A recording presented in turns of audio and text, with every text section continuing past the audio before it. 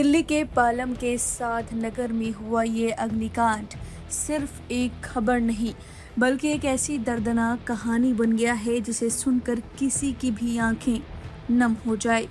इस 5 मंजिला घर में 9 लोग आग की लपटों में झुलस कर तड़पते तड़पते मर गए और अब इन्हीं में 2 माँ बेटे की ऐसी कहानी सामने आई है जो बेहद भावुक है। माँ बेटी इस आग में फंसी थी। माँ घुटने के दर्द से पहले से ही परेशान थी। उन्हें क्या पता था कि ये दर्द आज उनकी जिंदगी छीन लेगा और उनकी बेटी की भी। जी हाँ, ये हादसा मंगलवार सुबह करीब 6:30 बजे हुआ जब ज्यादातर लोग अपने घरों में सो रहे थे। एक 5 मंजिला इमारत में अचानक आग लग गई। कुछ ही मिनटों में आग ने भयानक रूप ले लिया और ऊपर की मंजिलों तक फैल गई। धुआं इतना घना था कि लोगों को समझ ही नहीं आया कि बाहर कैसे निकला जाए। कुछ लोगों ने अपने बच्चे को नीचे फेंक दिया ताकि उनकी जिंदगी बच सके। लोग नीचे से मदद के लिए पुकारते रहे, कहा कि आप ऊपर से बच्चों को फेंक दीजिए, हम बचा लेंगे। लोग मदद के लिए चिल्लाते रहे, फोन कर रहे थे, लेकिन आग इतनी तेजी से फैल रही थी कि किसी को भी संभलने का मौका भी नहीं मिला। साथ ही फायर ब्रिगेड की लापरवाही भी सामने आई है। लोगों का दावा है कि फायर ब्रिगेड समय पर अपना काम करता तो शायद 9 लोगों की जान बच सकती थी। देखते ही देखते पूरा मकान एक जलते हुए पिंजरे में बदल गया, जहां से निकलना लगभग नामुमकिन हो गया। इसी इमारत में दूसरी मंजिल पर रहती थी 70 साल की लाडो कश्यप और उनकी बेटी हिमांशी। जब आग ऊपर पहुंची तो दोनों ने भी बाहर निकलने की कोशिश की। उस वक्त का मंजर सोचकर ही दिल कांप उठता है। बेटी अपनी माँ को खींच रही थी, माँ जल्दी चलो, और एक बुजुर्ग माँ जो तेज नहीं भाग सकती थी शायद यही कह रही होगी, बेटी तू निकल जा। लेकिन बेटी ने माँ का हाथ नहीं छोड़ा, वो साथ रही आखिरी पल तक। दोनों झुलस गए। बचने की कोशिश में दोनों बाथरूम की तरफ भागी। शायद उम्मीद थी कि वहाँ पानी होगा, आग से बचाव हो जाएगा, लेकिन घर में मौजूद कॉस्मेटिक और प्लास्टिक के सामान ने आग को और भड़का दिया। कुछ ही पलों में बाथरूम भी धुएं से भर गया। सांस लेना मुश्किल हो गया और फिर वही हुआ जो किसी ने सोचा भी नहीं था। माँ और बेटी दोनों वहीं जिंदा जल गईं। जब रेस्क्यू टीम अंदर पहुंची तो दोनों की जली हुई लाशें एक साथ मिली, जैसे आखिरी सांस तक एक दूसरे का हाथ नहीं छोड़ा। इस दर्दनाक हादसे में एक ही परिवार के 9 लोगों की मौत हो गई। पूरा घर जो कभी हंसी और जिंदगी से भरा रहता था, आज खामोश हो चुका है। बाहर खड़े लोग सिर्फ आग को देखते रहे, कोई कुछ न कर सका। हर तरफ चीखें थीं, धुआं था और बेबसी थी।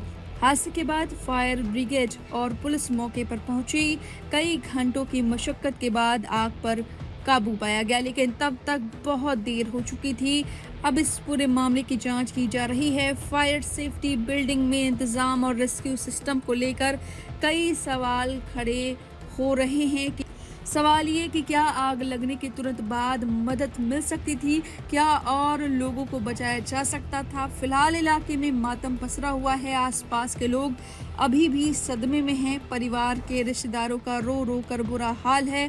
हर कोई बस यही कह रहा कि अगर कुछ मिनट पहले मदद मिल जाती, अगर आग इतनी तेजी से नहीं फैलती तो शायद आज ये 9 जिंदगियां बच जाती। अब जरा चश्मदीदों से सुनिए उन्होंने इस पूरे मामले पर क्या कुछ कहा। ऐसा है कि लगभग मेरे बेटे ने, जब मेरे को जो कॉलेज जाता है, उसने कॉल करा इनके यहाँ से कि इनके ऊपर आग लग रही थी। उस टाइम यहाँ पर कोई था नहीं। उसने मेरे को 6:40-45 के करीब मेरे को कॉल करा कि इनके घर में आग लग रही है। मैं फटाफट उठा और भागा। तो मैंने फिर अपने पापा को बोला, महेश शर्मा को, मैंने कि आप फायर ब्रिगेड को कॉल कर दो। उन्होंने घर से ही 6:50 पर कॉल कर दिया था। मैं जब यहाँ आया तो आग बाहर काफ़ी फैल चुकी थी, मगर फिर उसके बाद हमने यहाँ से आवाज़ लगाई। मैंने जो भी मेंबर हैं वो ऊपर की तरफ चढ़े, तो वो मेंबर हमें बाहर छज्जे पर नज़र आ रहे थे। तो धुआं इतना था कि उसमें से एक की आवाज़ आई कि हम छज्जे की तरफ हैं। मैंने कि ऊपर की तरफ भागो।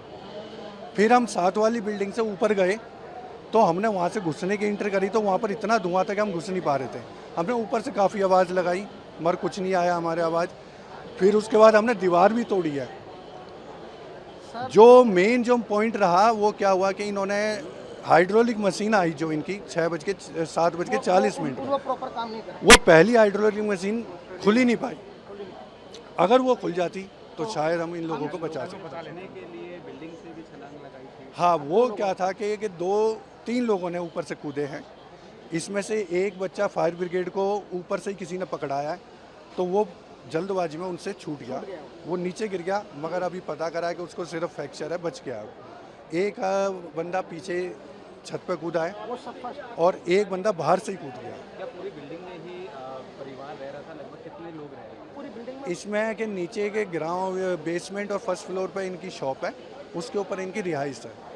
तो लगभग 18-1 लोगों का इनका परिवार है, मगर कुछ लोग बाहर गए थे, तो बताया जा रहा है कि 10 या 11 लोग इस बिल्डिंग में थे। तो सभी को निकाल लिया गया है। यानी कि 7 लोगों को एम्बुलेंस से निकाल लिया है जो फायर ब्रिगेड ने, बाकी 4 लोग पहले कूद के निकले थे। ये तकरीबन 6:15 साढ़े 6 की बात है, आग लगने लगी। तो उसके बाद आग लगी एकदम, तो बच्चे सारे सोए हुए थे अभी। और बड़ा लड़का जो परवेज है वो बाहर गया हुआ गोवा बच्चों को लेकर किसी मीटिंग में, तो उसके साथ उसके वाइफ या बच्चा होगा, ठीक है, वो बाहर गए हुए हैं। वो उनको तो अब पता लगा जब बाद में ये आग लग गई है। लगभग कितने जने इस बिल्डिंग में? इसमें कम से कम 13 लोग थे। तो क्या लोग जब आग लगी तो कुछ लोग निकल गए थे या सभी? नहीं, कुछ लोग कोई नहीं निकला। जैसे आग लगी उनको पता लगा, बच्चों ने ऊपर जाके शोर मचाया, किसी ने सुना नहीं, क्योंकि आग लगने पे रास्ता यही है और कोई रास्ता नहीं है। लिफ्ट है वो बंद हो गई आग शॉर्ट सर्किट के कारण। तो बच्चे ऊपर गए, शोर मचाया, किसी ने, एक आदमी बच्चे को छोटे बच्चे को लेके कूदा, उसके हाथ से छूट गया, उसके भी चोट लगी, उसके भी चोट लगी, वो भी हॉस्पिटल में है। लेकिन अब जो निकाले जा रहे हैं ये तो डेड ही हैं जी। ये आग बिल्डिंग में कहाँ नीचे लगी थी या सबसे नीचे ब्यूटी पार्लर का वो है, सबसे नीचे उसमें आग लगी शॉर्ट सर्किट से, लगती लगती ऊपर तक चली। जो प्रत्यक्षदर्शियों से अभी मेरी बात हुई, सुबह 6:45 बजे के करीब लोगों को खबर मिली आग की, और इस तीसरी मंजिल पे इस घर के छोटे छोटे बच्चे खड़े होके बचाओ बचाओ लगा रहे थे आवाज। ये अड़ोस पड़ोस के लोगों ने देखा कि छोटे छोटे बच्चों का घर जल रहा था। वो बालकनी में हेल्प और मदद की चीख पुकार लगा रहे थे। फायर ब्रिगेड जो आई, मुझे बताया गया कि करीब 7:30-7:20 के बीच में आई है, मगर उसकी जो हाइड्रोलिक लिफ्ट थी, उसकी जो हाइड्रोलिक सीढ़ी होती है जिससे आप किसी को बचा सकते हैं या ऊंचाई पे जाके जिससे आप पानी मार सकते हैं, वो खराब थी। तो एक इमरजेंसी इक्विपमेंट खराब कैसे हो सकता है, आप ये सोचिए। और इससे दर्दनाक मृत्यु कोई नहीं हो सकती। आप सोचिए, छोटे बच्चे अगर जिंदा जल के मरे और लोगों की आंखों के सामने मरे, तो इससे ज्यादा शर्म की बात नहीं हो सकती कि हम राजधानी में भी शहर के बीचों बीच अगर अपने ही नागरिकों को नहीं बचा पाए क्योंकि लिफ्ट नहीं खुली, क्योंकि जो सीढ़ी थी हाइड्रोलिक वो नहीं खुली, फिर दूसरी मंगाई गई मैनुअल, वो भी नहीं खुली, और सबके सामने वो बच्चे जल के मर गए। 1-2 बच्चे जो कूद गए, उनके बारे में बताया जा रहा है वो अस्पताल में है। मुझे नहीं मालूम कि उनकी हालत कैसी है।